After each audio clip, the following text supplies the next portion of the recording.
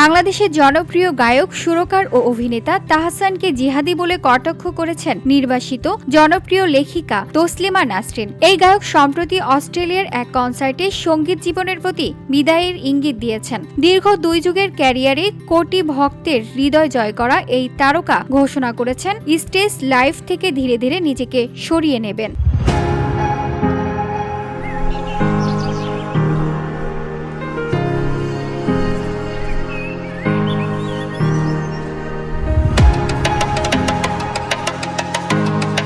কথাগুলো প্রকাশ পাওয়ার পরে সামাজিক মাধ্যমে আলোড়ন সৃষ্টি হয়েছে। বিশেষ করে নির্বাসিতা লেখিকা তসলিমা নাসরিন তার প্রতিক্রিয়া জানিয়েছেন। তিনি বেশ কিছু প্রশ্ন তুলে তাহসানকে জিহাদি কিনা জানতে চেয়েছেন।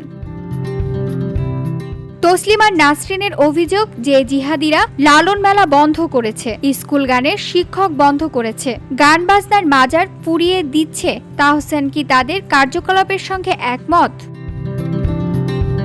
তসলিমা লিখেছেন, দাড়ি রেখে বুঝি স্টেজ গান গাওয়া নিষেধ? মেয়ে বড় হলে গান গাওয়া বন্ধ করা উচিত। লাফালাফি করতে ইচ্ছে না হলে লাফালাফি না করেও গান গাওয়া যায়। তাহসানের দাড়ি কি ইসলামী দাড়ি? তাহলে হয়তো তিনি ইসলাম ব্যবসায়ীদের ফতোয়া মেনে গান ছেড়ে দিচ্ছেন। তাহসানের সঙ্গীত জীবন শুরু হয় 2004 সালে প্রকাশিত কিছু কথা অ্যালবামের মাধ্যমে।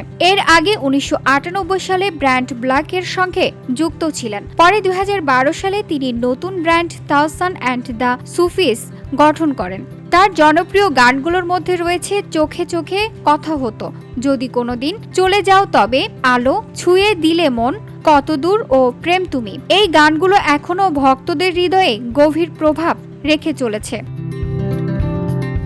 VOD Bangla news desk.